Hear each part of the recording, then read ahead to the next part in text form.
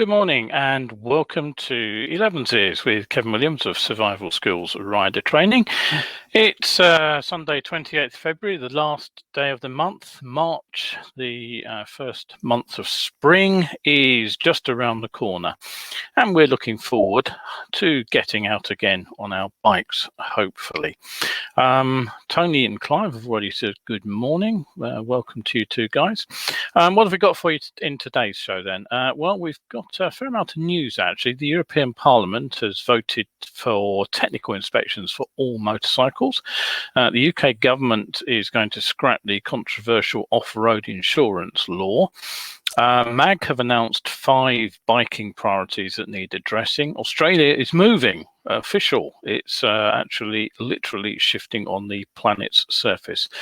And a new artificial petrol could be as clean as electricity, which I notice I can't spell. And then for today's Better Biking Tip, we'll be looking at a tragic accident, but we'll be talking about overtaking against oncoming vehicles. So settle yourself down for the next 25 minutes or so for Elevenses. And don't forget, if you can't catch it live, you can always see it here on Catch Up, and you'll find it over on my YouTube channel, which is Survival Skills UK, or on my coffee.com Survival Skills page. And Paul has also looked in. Morning, Paul. Right, so on with the news items then. The first item today then is that the European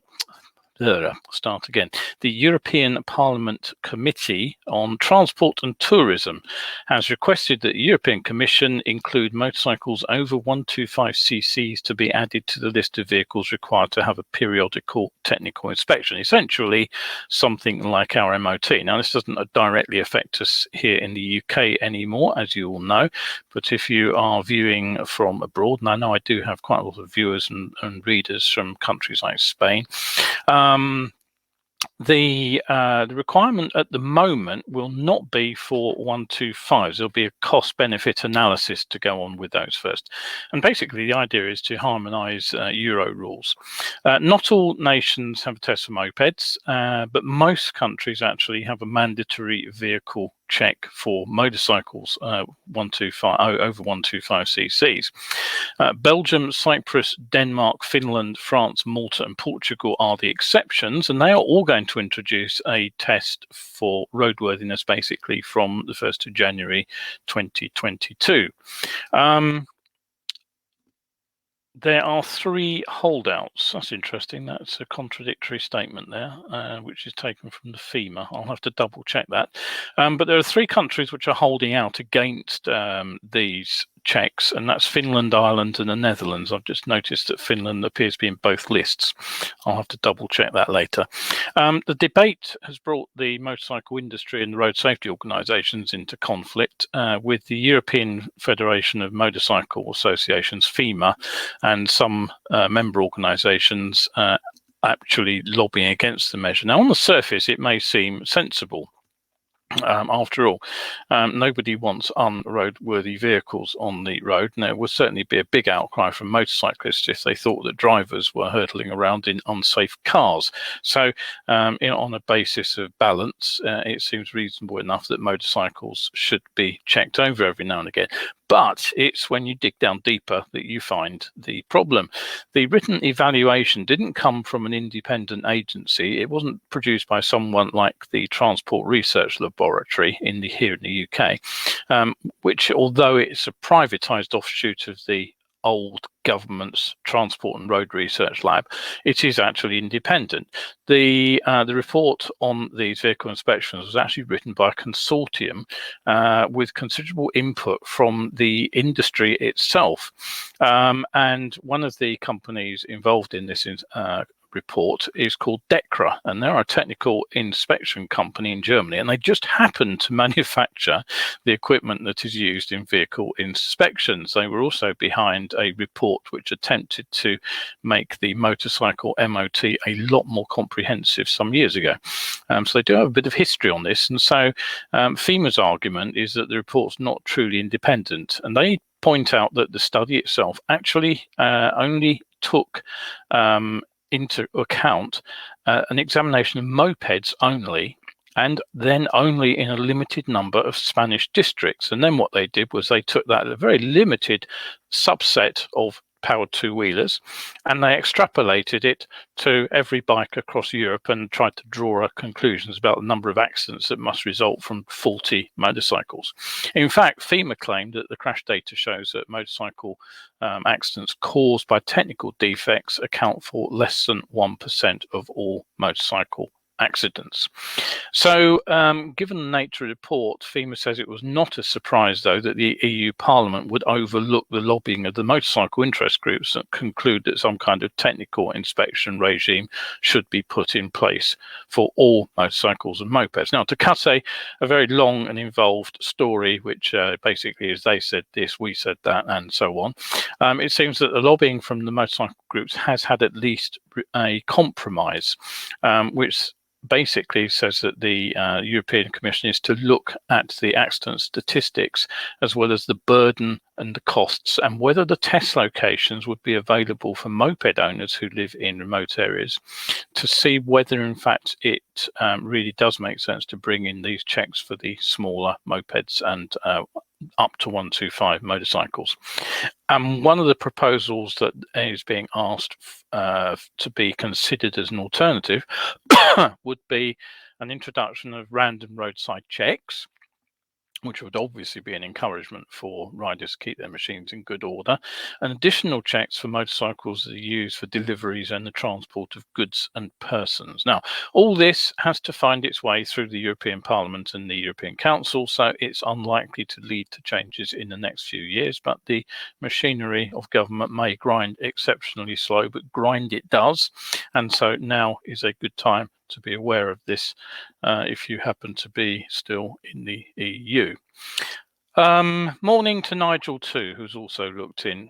Meanwhile, here at home, the government plans to scrap a controversial insurance law, which would have required all vehicles, including those used on public land and private land, to have a kind of third-party insurance cover. This VNUK law was meant to enforce this minimum insurance cover on all vehicles, which would have included motocross bikes used on off-road on motocross tracks, to ride on lawnmowers. They would all have required this extra cover. Predictably, the motorcycle industry and sporting bodies claimed that it would mean the death of motorsport.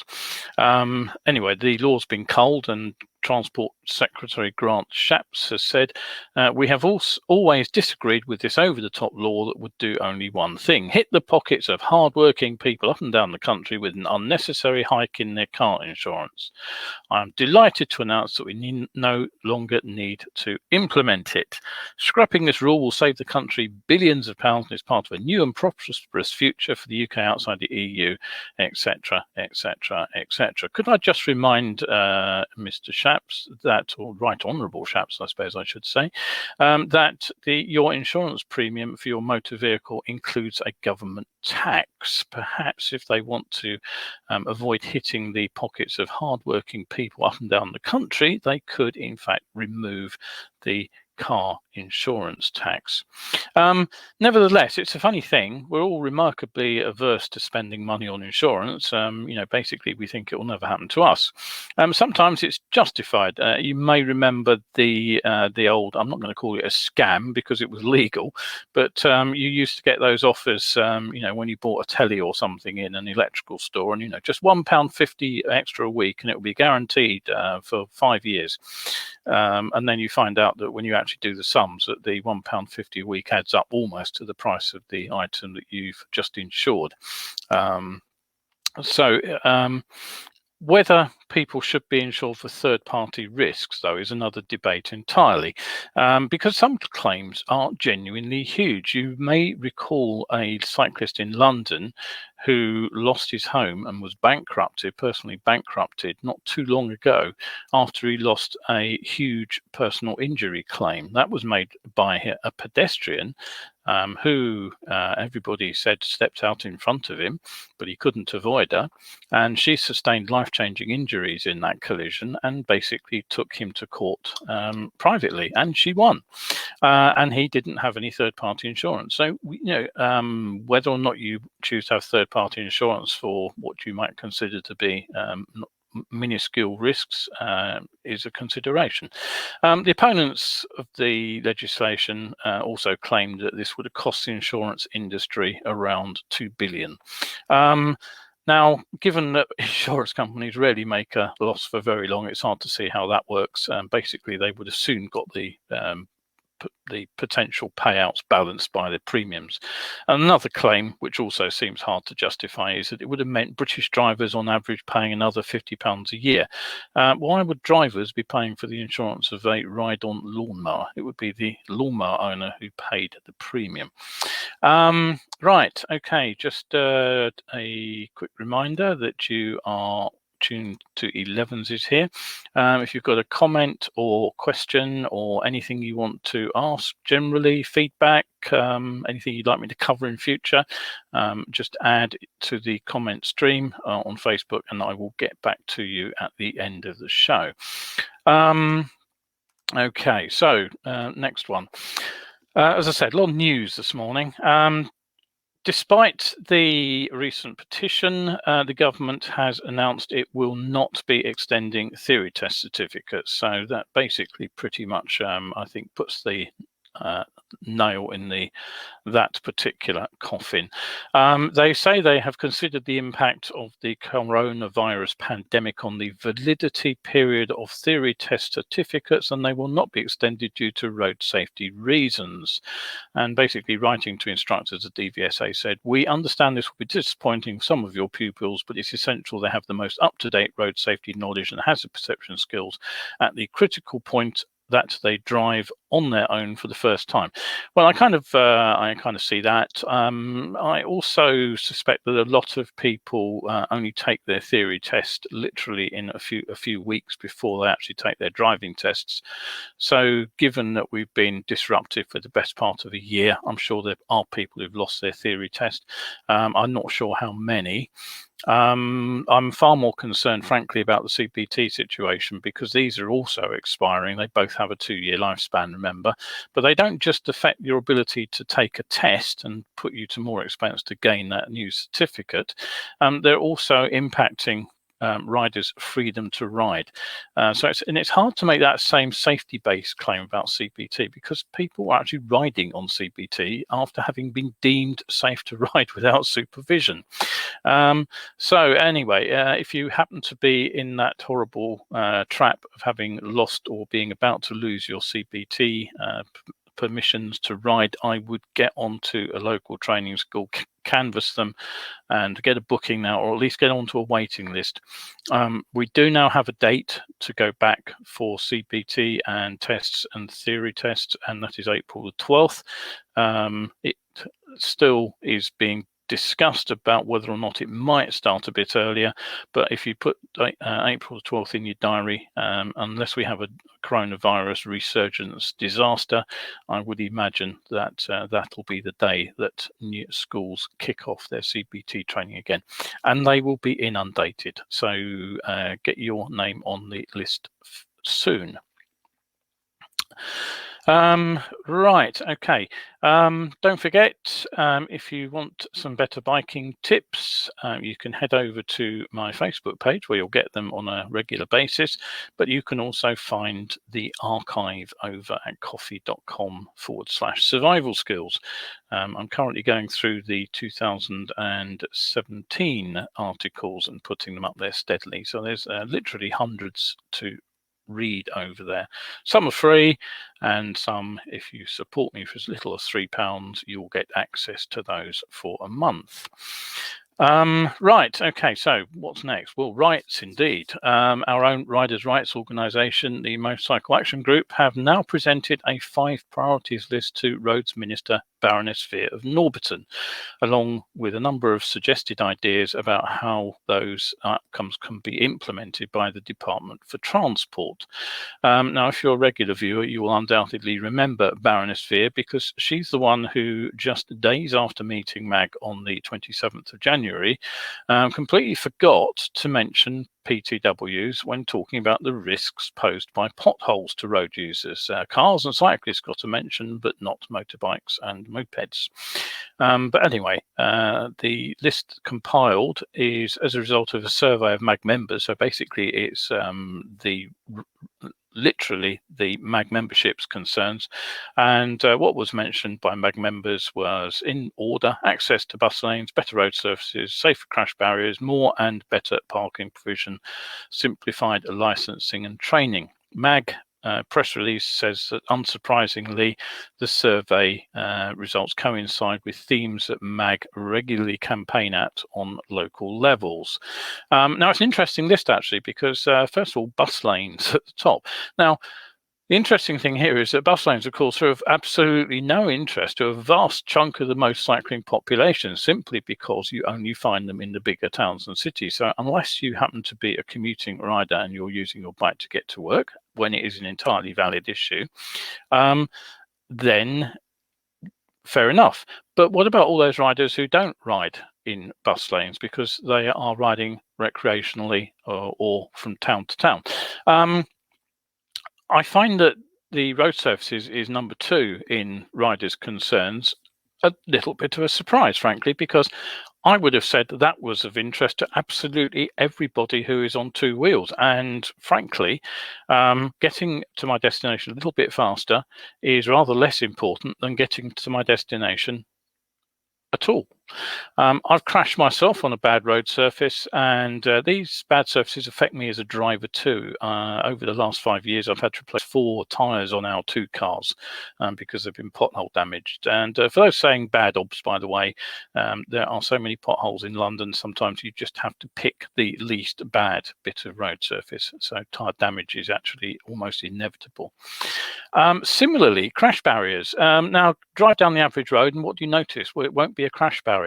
They are absent from the vast majority of our road network. And I'd be really interested to know how many riders' lives and how many serious injuries would actually be prevented by spending the same amount of cash that we could spend on fixing potholes into fitting underrun protection onto barriers. And it doesn't mean that I believe that we shouldn't be dealing with barriers, but again, it's an interesting balance of concerns. And again, the parking issue, mostly commuters it affects, but it also affects people who need to park at home and are now finding that parking in the street is going to be chargeable over large chunks of London with residence permits for motorcycles.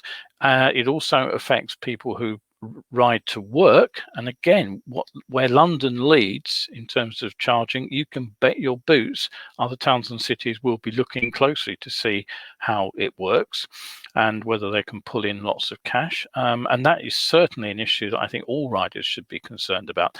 And the last one on the list, the current mess of the licensing system. I've said for years it needs an overhaul, simply to prevent those youngest riders getting stuck on oil plates on the wholly inadequate CBT with no forward path from CBT other than a test on a 125 giving them a license for what they're already riding.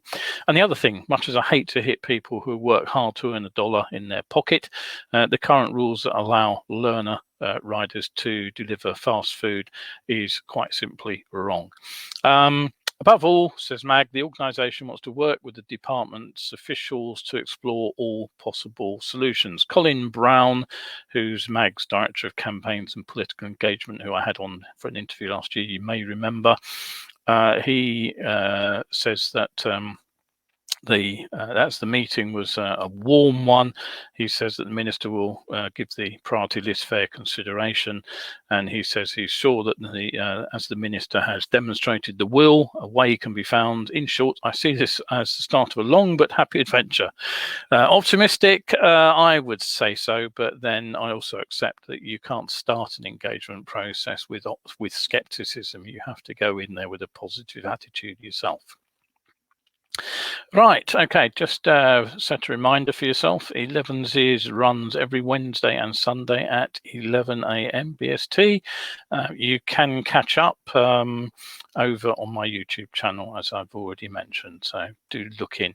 I've also just started a Friday series, which will be just a short one, just until we get back on the bike, and that is basically all about what is it all about? Preparing yourself and preparing your bike for the end of lockdown. The first one was on sort of batteries and tires, so you might want to look at that. It was that was Friday. Right, okay, so what else to say? Well, if you are navigating your way around Australia with a map, don't worry, it will still get you from A to B. But if you're using a GPS, maybe not, because the whole country needs to be relocated to correct growing positional errors.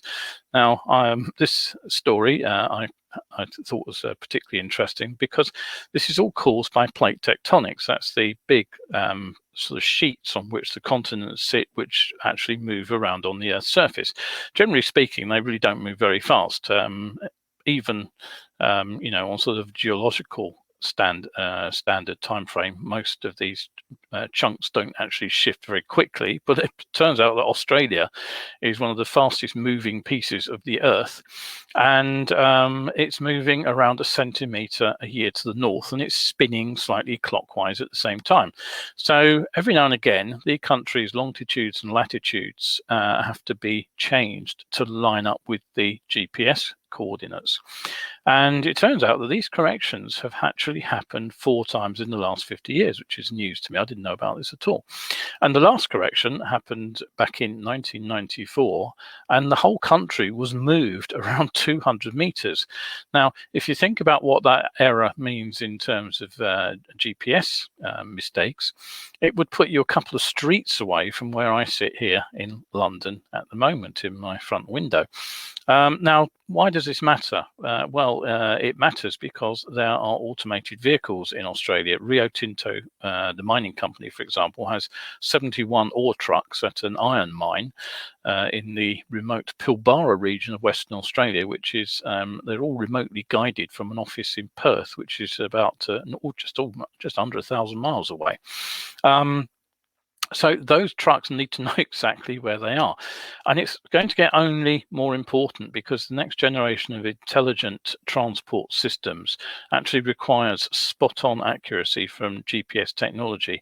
They're saying they need to be accurate to within half a centimetre. So the next adjustment comes this year, and it'll be by about 1.5 metres. And as the article concluded, that may not seem very much unless your GPS is doing the driving in your hands-free car, because it could mean that your car is actually on the wrong side of the road. So, okay, that's Australia moving where we don't expect it to. Nick says, good morning. He's late. Never mind, Nick. You're here. That's all that matters. Right, okay. Hurrying on, although I've been focusing on the emerging e-bike technology, which is developing very rapidly indeed right now, it doesn't mean the internal combustion engine is completely dead. And Porsche have just launched a new 911 GT3. Their Vice President for Motorsport and GT Cars, Frank Walliser, was reported by Evo magazine as saying they're on track to produce a fully synthetic fuel, which is rather disingenuously named e-fuel, which will be compatible with all existing unmodified combustion engines, they say. And they claim that this new fuel could make them as environmentally friendly as new electric vehicles. To quote, synthetic fuels are very important to allow us to reduce our CO2 output. Emissions are way better than current pump fuel, with less particulates and less NOx produced. Synthetic fuels have between 8 and 10 components, whereas petrol today has 30 to 40, and not all of them are welcome. Now, synthetic fuel isn't new. The Nazis were making it way back in World War II. But I suspect the recent tightening of the emission laws in countries like India and China, which have been seen for years as a sort of a sink for worn-out petrol engines, has hastened development. And Porsche actually teamed up with Siemens last year to develop this e-fuel. The companies have claimed they could produce more than 500 million litres by 2026. I don't know how much that is in terms of the world's need for petrol, but it does sound like quite a bit, doesn't it? But I would need to see the overall consumption. They say that they're on track to start small volume trials as of next year, and they believe that CO2 emissions could be down around 85% when you compare it with standard petroleum-based petrol. And they also claim that when you consider every source of emission from production to end of life of a vehicle, that reduction in CO2 output from the e-fuel would actually mean that these vehicles, as I say, from being made themselves for having the petrol created and for the destruction of the vehicle at the end of its life, would basically mean that they are just as clean as electric vehicles. So, okay, on to the final bit of the show. I've been looking at this particular book here. He says, reaching down to pick up his prop. Essential Skills, the DVSA's Guide to Riding. I've been looking at that on my Facebook tips and how it treats 3 common accident scenarios: crashes at junctions, spills on corners, and overtaking crashes. In the last 2 weeks, I've actually focused on overtakes that go wrong. And if you have missed those, you can catch up with them on my Facebook page. But here's the link to the first of those 2 articles over on my Coffee page. Now, I started my analysis by taking the relevant section of the book, and it starts by saying the size, maneuverability, and acceleration rates of a motorcycle give riders better opportunities to overtake slower moving vehicles than are available to car drivers. And I just read that, and my response was, oh boy, it sounds like the authors haven't ridden a 125 for a very long time or driven a sporty car. Once again, the magic words are it depends. This idea that bikes are better at overtaking cars thinking is what fuels this if I didn't overtake I might as well not be riding a bike mentality, and I absolutely hate that approach to riding. And I also pointed out that making that statement right at the beginning of the section on overtaking totally devalues the next paragraph, which is the warning, which actually says overtaking at the wrong time or in the wrong place is extremely dangerous. It's vital to choose your time and place carefully, and that overtaking can put you on a collision course with traffic from the opposite direction, and it's one of the main reasons for road traffic incidents. And all of that seemed very especially relevant because what I read yesterday was the conclusion of an inquest that was held in Stoke-on-Trent. What happened was Jack Davies, who was a 21-year-old biker, he died after what the inquest described as a moment of misjudgment, which led to him colliding with a tractor. I remember that, a moment of misjudgment. I'll be coming back to that. What happened? Well, as usual, details are fairly sketchy, but the news report does gain some sense of what went wrong. Now, it seems that Jack had been out on a ride with his motorcycle club on November the 4th, which you probably will remember was the last day that meeting was legally permitted before we went into lockdown 2.0 in November. And what happened was he was overtaking a line of traffic when he collided with a tractor. Now, this was on a main road, the A53, and it happened somewhere in the vicinity of a town called Loggerheads. Now, Loggerheads is a fairly small town. I had to look at it on Google Map. I don't know it personally. But the main road runs through the middle. Predictably, there's a 30 limit in the middle, but there are national speed limit stretches on either side. Precisely where the crash happened, I don't know. But what did come out at the inquest was that he he was passing a line of 3 cars, described as a Vauxhall Corsa, a Ford Kuga, and a Vauxhall Tiguan at the front. He was trying to pass that final vehicle, the Volkswagen, when he was in collision with the front offside wheel of a tractor coming the other way. Sadly, he suffered multiple injuries and died at the scene. Now, a bit more detail. At the time of the crash, it was dark, and the collision occurred where there was no street lighting, which implies it was on one of the stretches either side of the town. Now, I had a quick look at those, and they are, fairly standard A road. Some bits are fairly straight, other bits have bends, some bits are broken line, some bits have solid line. We get some riding history as well. He had a full car license and he passed his test in June 2017.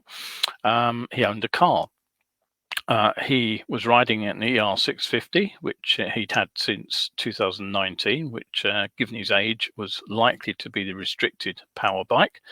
And the group that he was riding with was a newly formed motorcycle group that met every Thursday. Now, the police investigation is interesting because what they found was that Jack may have misjudged the size and distance and speed of the tractor. The police officer involved, Roger Wetton, stated that the tractors on headlights are closer together than those of the cars, and that what may have happened is that Jack might have mistaken the tractor for a car that was further off, and that it was not until it got closer he suddenly thought it was a tractor, and at which point it's too late and he had nowhere to go on the side of the road he needs to be on. If he'd managed to pull in, there was a car right next to him. That was the police officer's statement.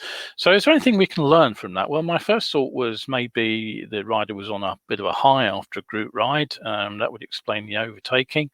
But the paper actually said that statements from witnesses at the scene suggested he was actually riding carefully. So perhaps that's not the case. Presumably, the police investigation looked at lines of sight. So given what they've said about the tractor appearing to be a long way off, it looks to me like Jack thought he had a long straight to overtake 3 cars on and plenty of space. But the implication is that the oncoming vehicle was visible. If he could see the headlights coming the other way, it must have been. Now, presumably, some way through the overtake, he must have realized that there was a tractor coming and not a car in the distance. The question is, when did he notice that? And you know, some of the things, going back to mistakes I made when I was a dispatch rider, the sort of thing that would have caught me out here would have been a dirty or scratched visor at night. It's not mentioned. Many riders also opt for a dark visor when they're riding in low sun. And remember, he'd just been out for a ride out. He was on his way home. The ride out was almost certainly in daylight. It probably finished in low sun. He may well have known that it would. There's a possibility he had a dark visor on. Now, again, as I say, I don't know. I'm speculating here. But certainly, riders tend to change their visors in the spring. A number of times I've read people say, you know, get your new visor on, you're ready for the spring riding. That's not when you need a new visor. You need a new visor in the autumn, the early parts of the winter, when the riding conditions, when the vision is most difficult. That is the time to change your visor, not in the spring or the summer when you've got better riding conditions. So fit a new visor in the autumn. Why didn't he pull back? Well, maybe he couldn't. The factor here is that multiple overtake. Why was he overtaking in the first place? Well, we can assume that the vehicles were traveling slower than he was traveling. Now, it's possible in that case that if he was prepared to overtake a line of 3 vehicles towards an oncoming vehicle in the distance, he thought that he could make it past all 3 vehicles. Maybe they were all very close together. Maybe the lead car was driving quite slowly. And maybe as a result of that, because they're all bunched up, now there's no gap. There's no route to bail out of the overtake if it all goes wrong. Remember, when I talk about overtakes on groups of cars, what I say is forget whether you're going to get to the front of that group. Ask yourself, where am I going to get out of trouble if things go wrong? So we need bailout spaces. If we're not going to a bailout space, we have to be bloody certain that we can get past all of those 3 cars. Now, maybe he was certain, but with those headlights coming the other way, do you absolutely know how fast that vehicle was traveling? And what if it had been a motorcycle with 2 headlights close together? Did that not occur to him? So basically, that statement at the top of the page there about it being a sort of a misjudgment. What was it I just quoted? He said that I've lost it. I know where it was. A moment of misjudgment. That was it. Was it really just a moment of misjudgment, or was it something rather different? Was it a series of small mistakes which all start to add up? You think that twin headlight is a car a long way away when it's a tractor much nearer. Well, that's bad enough. Maybe he couldn't see clearly through his visor. Maybe he tried to overtake all 3 cars at the same time and didn't anticipate the need to pull back into the gap. Whatever the situation there, it seems to me that rather than being one misjudgment, it's actually what I talk about on cornering crashes. It's actually a clusterfuck error. Clusterfucks is a lovely American Air Force term, which I use quite a lot because people remember it. Are small mistakes. They're often predictable errors. We have probably made them in the past, or we can see other people have made them in the past. If they're predictable, they're avoidable. If somebody else has made a mistake and we can learn from that. If we've made a mistake ourselves, I've certainly ended up in this kind of position. I've learned not to do it, but I had to survive to get there. That's the problem with learning by trial and error. They're often correctable. You can very often get out of some of these errors. But, if he'd have started the overtake and then thought, hang on, that doesn't look quite right, maybe he could have braked and got back earlier. Maybe he could have actually bailed out of the overtake before he'd even really got going on it. Maybe he was riding too fast to stop when he did realize it was going wrong because he was trying to get through in a relatively narrow space. I don't know. I'm speculating. But what it sounds to me is like there were a sequence of poor decisions. I don't blame him for making those poor decisions because that book, Essential Skills, what does it tell you? It tells you how to make an overtake. What doesn't it tell you? How not to make an overtake. It doesn't tell you what goes wrong on an overtake. Just a couple of days ago, I put a link up to a video on my coffee page as well. Go and have a look at that. It's a better biking video, and frankly, it's one of the worst better biking videos I've ever seen. If you want to see how to overtake, that is a perfect video because it shows you just about every error you can make under the sun. The problem is, and not to bang on about this too much, but when we make misjudgments like this, sometimes we survive them. But on motorcycles, we are very, very vulnerable to these errors. And, if we can always not overtake, if there's any doubt in our mind about an overtake being on, we don't have to take it. There is no absolute necessity to overtake slower vehicles. It's something I repeat over and again. I get a lot of stick for saying it, but I am completely unapologetic for saying if you have any question at all about what you're doing, don't do it. Don't feel that because you're on a bike, you need to overtake. Right, on a more cheerful note, I will sign off with a nice article written by Dave Gurman, which he's dug out of the archives from the Rider's Digest, which I often enjoy reading. Have a look at this. It's all about some of his interactions with the police, and I have to admit that it brought back quite a few memories from my dispatch riding era and my early days on a motorcycle as well. He's talking about police bikes hiding in his blind spot, but I'll just recount one little story that I thought was hilariously funny at the time when it happened to me. I was actually riding an AR80 Kawasaki. You may remember those little 80cc two-stroke. Great fun. It was my in-town bike. I had an out-of-town bike as well. But when I was doing in town circuit stuff. I was riding this little AR80 because it was basically a doddle to ride through traffic. And one sunny summer's afternoon, I was sitting at a set of traffic lights. I can still remember where it was. It was Tottenham Court Road, just where it crosses New Oxford Street. And a police car pulled up alongside me and went whoop. And the passenger window was wound down, and I was told to pull over. And having pulled over and got off the bike and taken my helmet off in very polite manner, the policeman looked to me up and down and said, "You're probably wondering why I stopped you." And I said, "Well, it did cross my mind." And he said, "Because your indicator's not working." And I said, "Well, that was because I was going straight on, officer." "Ah, well, your rear L plate's missing. Don't you know that's a 3-point offence?" I said, "No, it isn't." And he looked very puzzled. And he said, "Why not?" And I said, "Well, if you look, I haven't got one on the front either." He looked even more puzzled and said, "Why not?" And I said, "Because I've got a full license."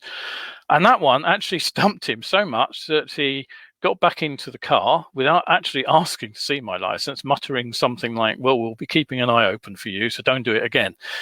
Precisely what I had done or what I was going to be looked out for next time round, I have no idea. But yes, okay. Yeah, most police are perfectly fine people, but every now and again you do meet one who's on a bit of a mission. Right, okay, and on that note, I shall leave you.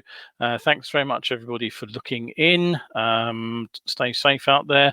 I'll be back with the next show on Wednesday, when it'll be March, and hopefully the sun will be shining again. So bye for now from Kevin Williams here, Survival Skills Rider Training.